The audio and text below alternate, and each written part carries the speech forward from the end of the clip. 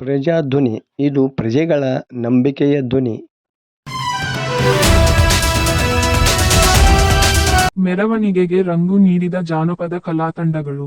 ಗಮನ ಸೆಳೆದ ಗಣೇಶ ವಿಸರ್ಜನೆ. ಲಕ್ಷ್ಮೇಶ್ವರ ನಗರದಲ್ಲಿ ಗುರುವಾರ ಮಧ್ಯಾಹ್ನ ಯಾವುದೇ ಡಿಜೆಗಳ ಅಬ್ಬರವಿಲ್ಲದೆ ನಾಡಿನ ವಿವಿಧ ಕಲಾತಂಡಗಳೊಂದಿಗೆ ಸೋಮೇಶ್ವರ ತೇರಿನ ಮನೆ ಹತ್ತಿರ ಪ್ರತಿಷ್ಠಾಪಿಸಿದ್ದ ಗಣಪತಿ ಮೂರ್ತಿಯ ವಿಸರ್ಜನೆ ವೈಭವದಿಂದ ನೆರವೇರಿತು.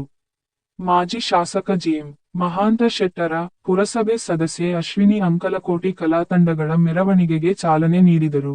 ಈ ಸಂದರ್ಭದಲ್ಲಿ ಚೆನ್ನಪ್ಪ ಜಗಲಿ, ಅಶೋಕಗೌಡ ಪಾಟೀಲ, ಸುರೇಶ ರಾಚನಾಯಕರ್, ಸಿದ್ದನಗೌಡ ಬಳ್ಳೊಳ್ಳಿ, ಶೆಕಪ್ಪ ಹುರಕಡ್ಲಿ, ಶಿವಯೋಗಿ ಅಂಕಲಕೋಟಿ, ಬಸವೇಶ ಮಹಾಂತ ಶೆಟ್ಟರ, ವಿಎಲ್ ಪೂಜಾರ, ಮಹಾದೇವಪ್ಪ ಅಣ್ಣಿಗೇರಿ, ನಿಂಗಪ್ಪ ಬನ್ನಿ, ಕುಬೇರಪ್ಪ ಮಹಾಂತ ಶೆಟ್ಟರ, ಪಾಟೀಲ ಕುಲಕರ್ಣಿ ಸೇರಿದಂತೆ ಮತ್ತಿತರರು ಇದ್ದರು.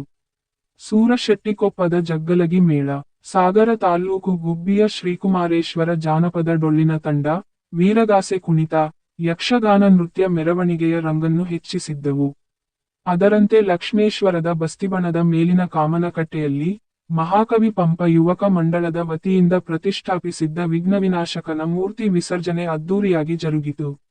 ಕುಂದಾಪುರದ ಚಂಡಿ ಮದ್ದಳೆ ವಾದ್ಯ ಕಲಾತಂಡದೊಂದಿಗೆ ಮೂರ್ತಿಯ ಮೆರವಣಿಗೆ ಸಡಗರದಿಂದ ನಡೆಯಿತು. ವರದಿ ನಾಗರಾಜ ಹಣಗಿ, ಪ್ರಜಾಧ್ವನಿ, ಲಕ್ಷ್ಮೇಶ್ವರ.